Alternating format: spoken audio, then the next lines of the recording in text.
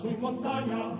Oh bella ciao, bella ciao, bella ciao, ciao, ciao. C'è per dire lassù in montagna, sotto l'ombra di un vecchio.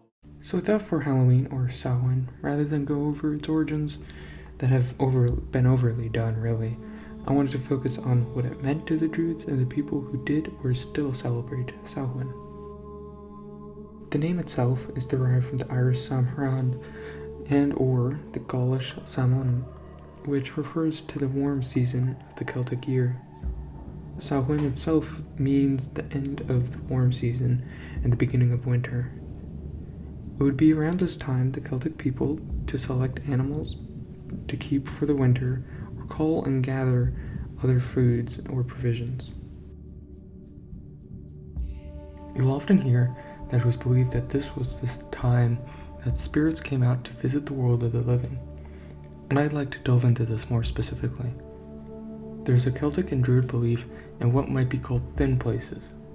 These places are in which people become closer to the spiritual world and to the gods and goddesses. This could be a cave, a mountain, a body of water, or any place generally. In the time of Samhain, the thin places and the spiritual world as a whole would open up. These spirits weren't all some kind of demons or fairies, or of the like alone, but rather also ancestors or spirits of those who had died. The reason for fears around these spirits is because those who may have wronged someone in life might be visited by those they had wronged from the afterlife. For instance, if someone had murdered someone, the victim might haunt or terrorize or even kill the murderer on Samhain. And so people would wear masks and or costumes to hide their identity from the dead for fear of revenge by vengeful spirits. But these would not be the only things the Celts and the Druids did. The priests were believed to be the mediatory powers in order to control the spirits and the thin places around this time. With it being the end of the warm season and the beginning of winter, it would be important to protect livestock from the hardships and gaining the favor of the gods and goddesses for general protection. How might the Druids protect livestock and gain favor spiritually? I mentioned that some of the livestock might be culled before the arrival of winter, likely based on whether or not they were thought they could survive or was needed for food. This livestock could be sacrificed to the gods and goddesses in order to gain their favor. In order to protect their livestock and their people, they might create bonfires or other fires and use them similarly to the festival of Beltane, or also known as Clanmay in Welsh.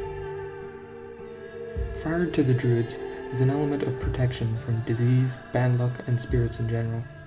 It might be used by running cattle between the bonfires, although this was more of a thing done in the festival of Beltane, or simply gathering near or around them. But what about the jack-o'-lantern? Well, from what I know, this is based on an old story in which a man who was so evil that he could not enter either heaven or hell was cursed to wander the earth. Turnips were originally used with candles as something to keep him away. This would include, obviously, as we now know, faces illuminated by flames, and would be turned into the modern pumpkin. I don't know if this has any roots in Druidry specifically, as it has more Christian themes, but I thought I'd share it too, as it's a bit interesting as well for this Halloween. Today's video was a short one as I'm still getting set up and figuring out my schedule, and I should be back to my regular schedule or modified in about 2 weeks. So follow me on Twitter or Instagram to stay up to date on that, and I will see you later.